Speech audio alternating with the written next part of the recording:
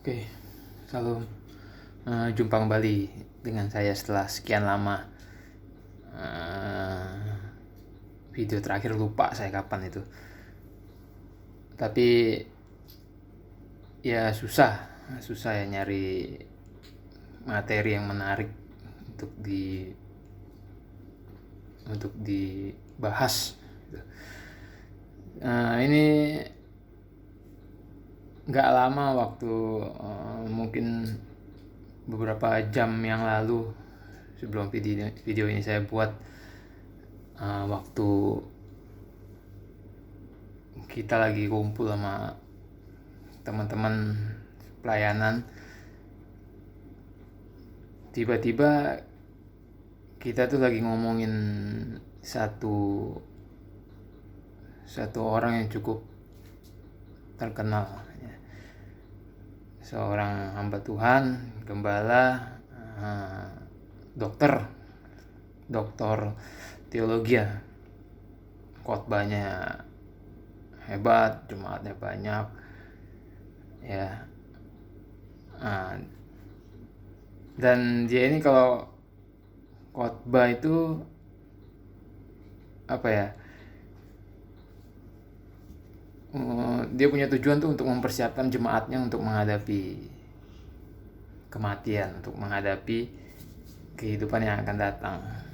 Jadi, terus tiba-tiba teman saya tadi nyetuk, oh iya, dia tuh sampai dijuluki apa ya, kalau misalkan dia mau khotbah tuh sampai dijuluki bau kuburan lah, apalah gitu. Jadi memang, dan sering diperbincangkan di internet, di media sosial. Ya memang orang ini kalau khotbah dia selalu ingin menyiapkan jemaatnya untuk menghadapi kehidupan yang akan datang gitu. Nah, dan ada orang-orang yang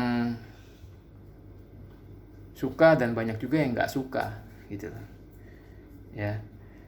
Saya bilang orang ini memang pengajaran moralnya bagus, memang dia menyiapkan jemaatnya untuk menghadapi kehidupan yang akan datang. Apalagi ya dia dari dulu konsisten begitu. Cuman kan sekarang zamannya pandemi itu kan, kematian begitu dekat dan begitu banyak, mungkin dia lebih intens gitu. Nah,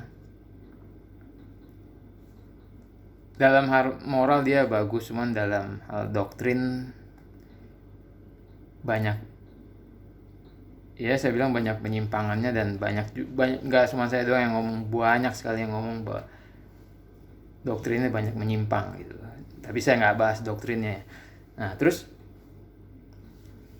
ketika teman saya rada nggak suka gitu karena dia selalu menyiapkan kematian lah, bawa kematian, khotbahnya bawa kematian apa macam-macam, tuh saya bilang, mungkin kamu nggak suka sama khotbah dia yang selalu bawa-bawa kematian, mungkin karena kamu masih mencintai dunia ini ketimbang surga. Saya bilang gitu kan. Ya kira ya berhenti sampai situ kita punya percakapan gitu. Nah, yang saya mau bahas hari ini adalah kenapa orang bisa menyukai satu jenis khotbah, dan kenapa dia bisa nggak begitu menyukai jenis lain ya. Tadi teman saya bilang ya musik kan seimbang gitu.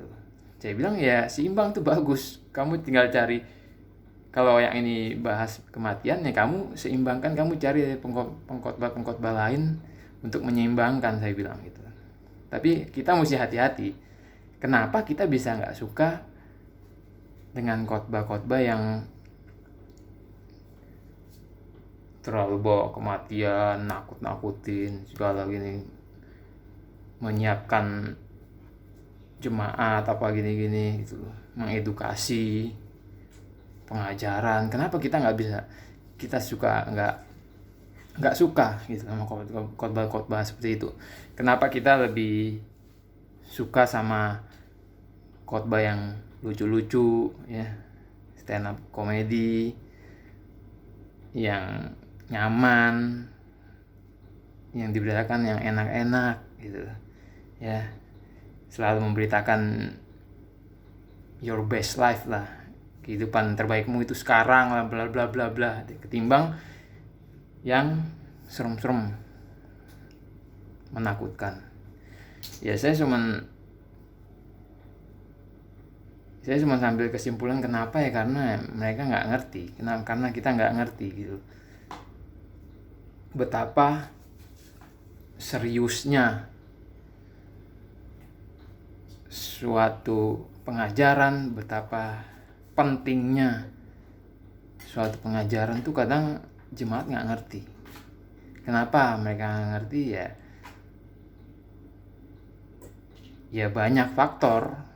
Mungkin karena di gereja tempat dia bertumbuh jarang memberitakan hal seperti itu, yang diberitakan kenyamanan terus, atau mungkin dia malas belajar, atau ya macam-macam lah, atau memang pengkhotbahnya yang salah memberitakannya, jadi dia punya maksud dan punya keinginan tuh nggak bisa dicerna oleh pendengar, kan macam-macam faktornya, macam-macam.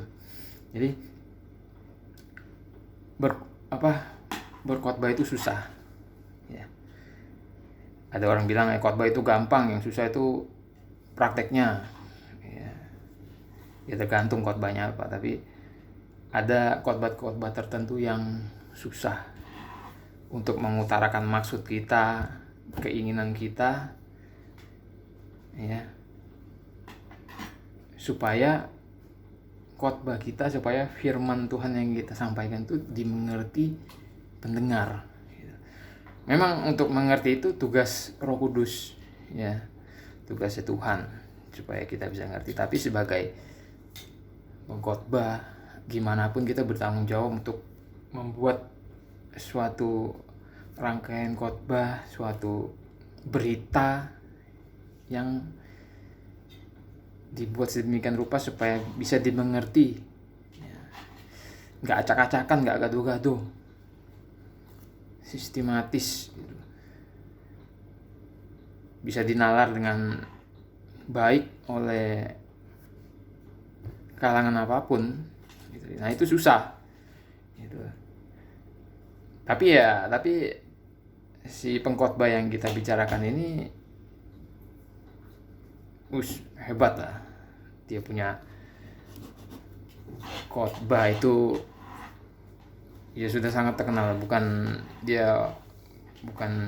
hamba Tuhan yang ecek-ecek ya, atau dan kemungkinan lain juga si pendengarnya itu, jemaatnya itu mungkin dia malas, mungkin dia di tempat dia bertumbuh nggak pernah disuguhin berita-berita seperti itu, mungkin dia merasa ditakuti, atau mungkin juga dia bukan orang yang sudah lahir baru ya. Nah makanya kita akan coba bahas di video ini ya. Konteksnya saya akan ambil tetap kedatangan Yesus yang kedua kali, kiamat ya, akhir zaman ya, kiamat lah ya, kehancurannya bumi ini. Nah, berita tentang kiamat ini, tentang akhir zaman, kedatangan Yesus yang kedua kali ini,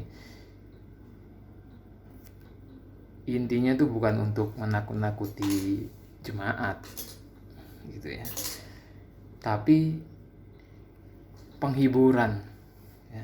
Saya akan ambil di 1 Tesalonika 4 dan 1 Tesalonika 5 ya. Di 1 Tesalonika 4 dikatakan ayat 18, karena itu hiburkanlah seorang akan yang lain dengan perkataan-perkataan ini. Jadi di ayat-ayat sebelumnya tuh yang diomongin sama Rasul Paulus itu ya ini situasi dan kondisi ketika Yesus itu datang yang kedua kali gitu. Ya, jadi situasi kondisinya tuh nanti ada tanda diberi, penghulu malaikat berseru, sangkakala Allah berbunyi, Tuhan sendiri turun dari sorga, mati dan mereka yang mati dalam Kristus akan bangkit lebih dahulu. Ya, nah ayat 16, 17, kita yang hidup yang masih tinggal akan diangkat bersama-sama dengan mereka menyongsong dalam awan menyongsong Tuhan di angkasa. Demikian kita akan selama-lamanya bersama-sama dengan Tuhan. Karena itu hiburkanlah seorang akan yang lain dengan perkataan-perkataan. Jadi inti dari eskatologi, kedatangan Tuhan yang kedua kali itu bukan untuk nakut-nakutin, bukan untuk membuat orang bosan, takut, tapi untuk penghiburan. Ya. Hiburkanlah seorang yang lain dengan perkataan-perkataan ini. Ingat, intinya untuk penghiburan. Jadi kita jangan salah, sebagai pendengar kita jangan salah tangkap kalau mendengar pendeta yang khotbah tentang kedatangan Kristus yang kedua kali. Makanya sulit memang sebagai pengkhotbah itu sulit. Dan kadang saya juga heran kalau ada gereja yang memakai mimbar untuk melatih orang atau menentukan orang tertentu yang nggak jelas apakah dia pernah belajar ataukah dia pernah ini bla bla bla bla, terus tiba-tiba disediakan mimbar disuruh khotbah gitu kan, aneh gitu dengan alasan pelatihan lah apa macam-macam. Itu tujuannya apa nggak ngerti. Belum tentu orang itu bisa sedemikian lupa menyusun beritanya supaya dimengerti orang lain. Tujuannya apa dia khotbah di situ? Apa untuk menghabiskan waktu atau yang penting 30 menit dia ngomong selesai lega atau macam, ya kan? Bebannya apa buat si pengkhotbah tersebut? Dia punya beban apa? Apa dia supaya berita itu dimengerti, supaya yang mendengar itu siap,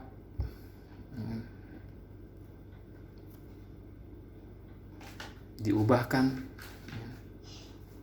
Itu semua pekerjaan Roh Kudus, tapi tanggung jawab sebagai pengkhotbah juga gitu ya, yang sulit ya,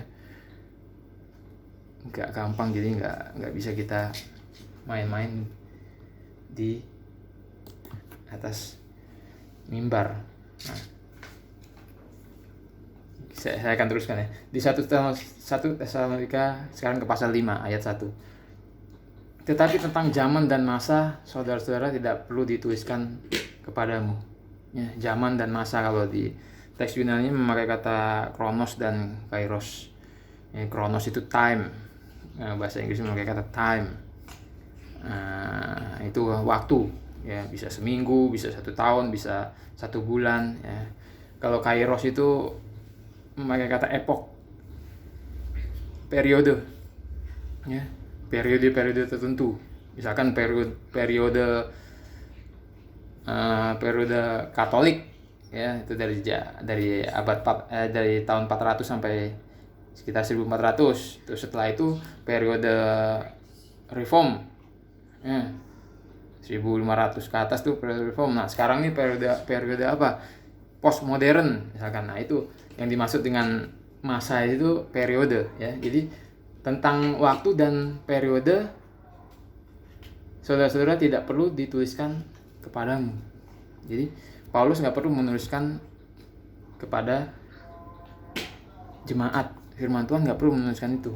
Kenapa? Karena kamu sendiri tahu benar-benar, ayat 2, bahwa hari Tuhan datang seperti pencuri pada malam. Ya.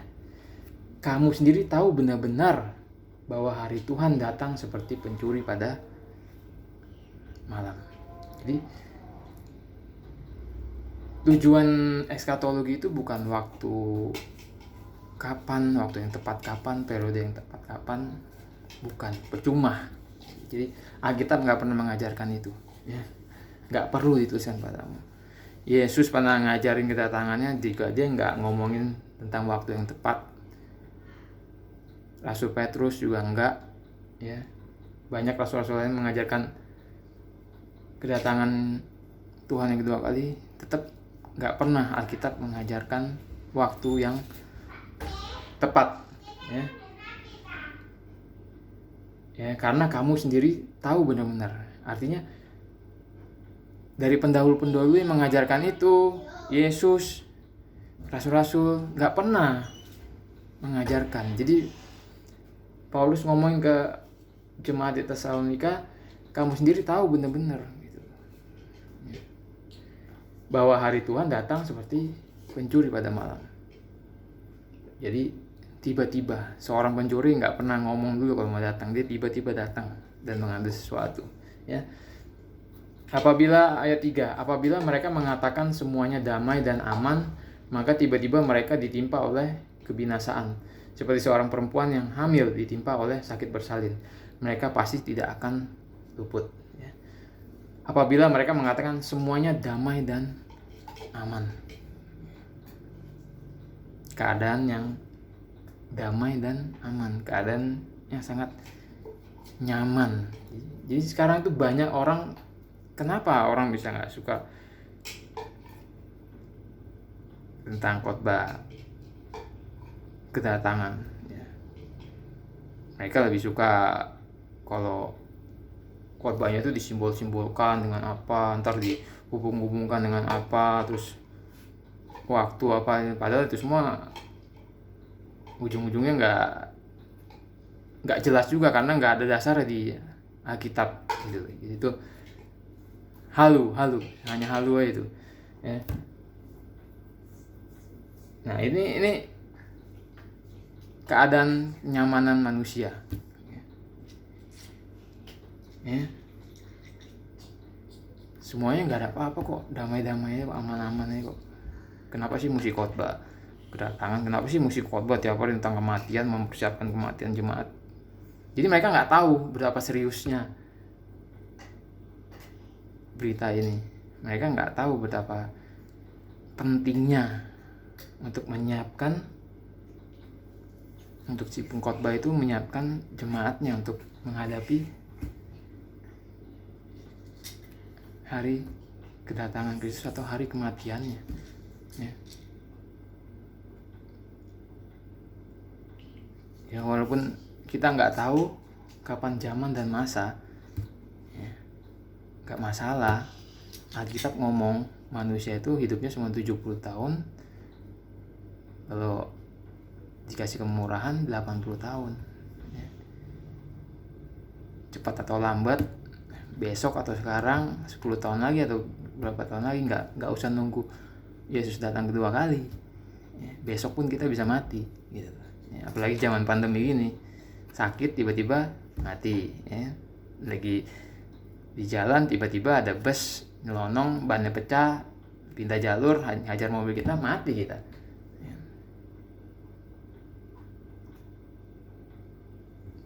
Kita mesti tahu berapa pentingnya ini.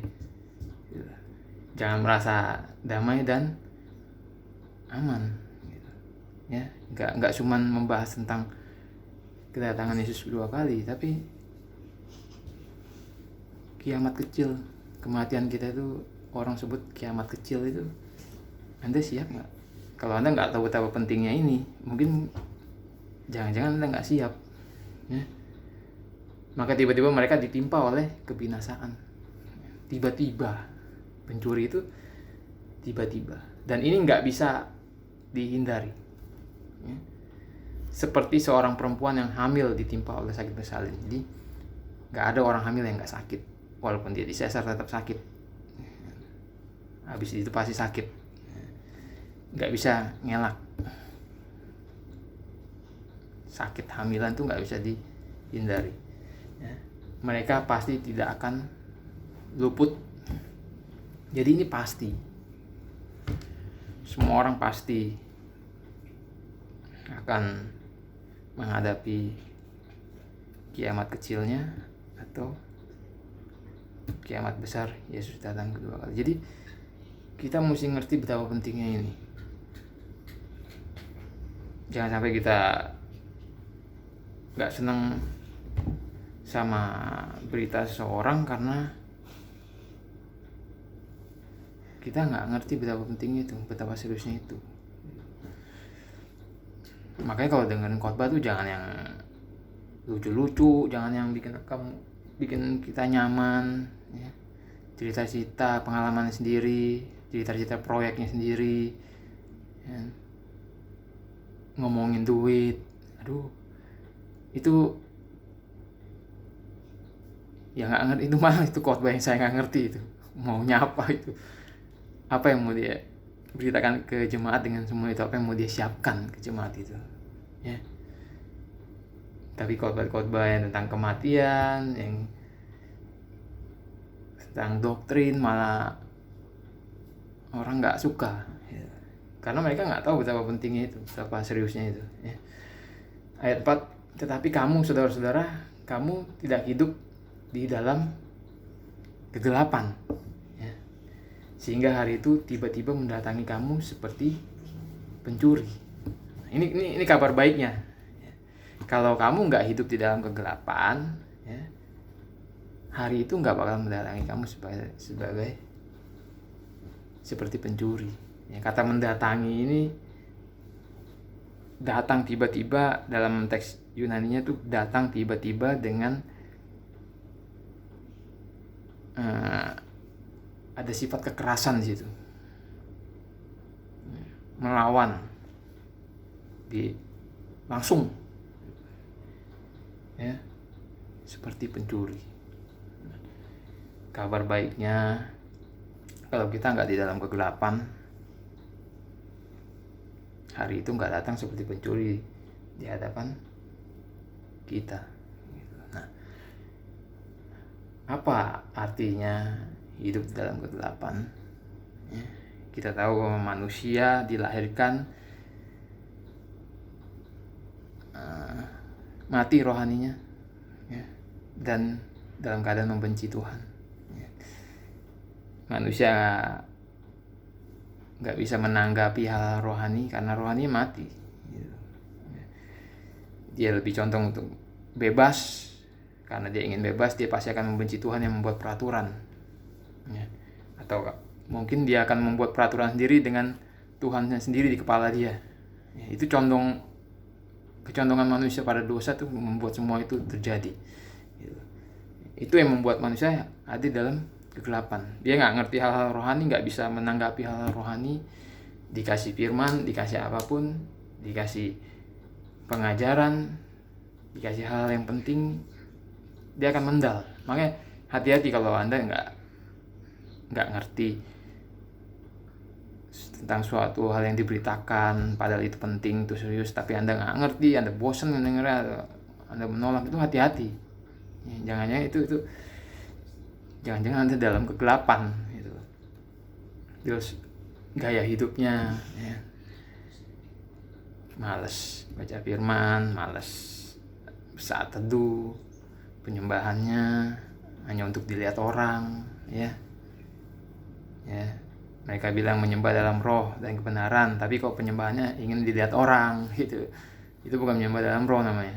Dan ya, macam-macam lah, itu di dalam kegelapan. Makanya kenapa Anda bisa nggak tertarik dengan berita-berita yang menyiapkan seperti eskatologi, doktrin, ya. Anda bisa bosan dengan berita-berita seperti ini. Mungkin Anda sedang di dalam kegelapan, ya. Jadi Anda tuh nggak bisa ngerti, nggak bisa menalar Tuhan, itu bahaya. Jadi kalau Anda mengerti betapa seriusnya ini, pentingnya ini, ya,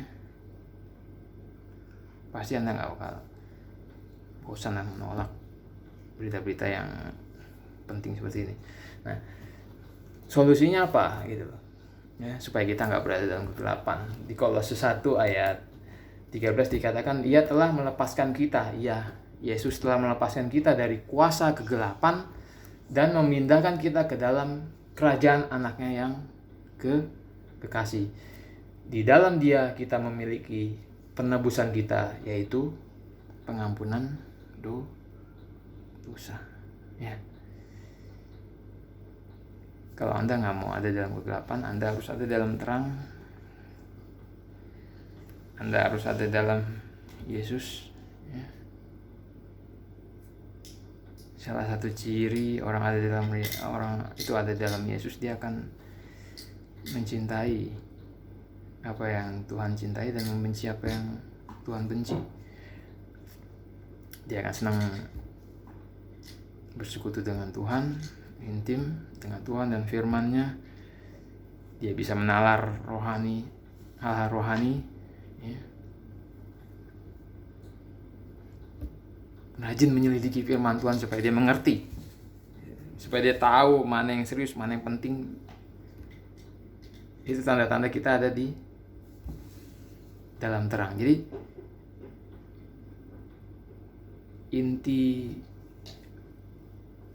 intinya adalah apakah ada perubahan, ya. Kita dilahirkan dalam kegelapan, sekarang kita mengaku ada dalam terang. Apakah ada perubahan? Ya, itu yang paling penting dalam kekristenan, itu perubahan. Bukan berubah jadi kaya atau berubah jadi sering mendapat mujizat atau berubah jadi sehat, berubah jadi semua beres, semua lancar, bukan. Apakah ada perubahan dalam gaya hidup Anda, dalam hati dan dalam cara berpikir dan dalam hati Anda? Ada perubahan nggak? Dan perubahan itu harus ke arah Kristus. Ya, kita mesti sama-sama menyelidiki, bukan hanya Anda saja, saya pun menyelidiki. Apakah kita semua sedang berada dalam terang sekarang? Apakah kita masih menjadi anak kemurkaan? Atau kita sekarang sudah menjadi anak yang ditebus? Ya. Selidiki. Semuanya dilihat dari perubahan Anda. Keselamatan itu memang karena iman, sepenuhnya karena iman, tapi keselamatan yang sejati akan diikuti dengan perubahan yang nyata. Oke. Sampai ketemu di video selanjutnya. Tuhan Yesus memberkati.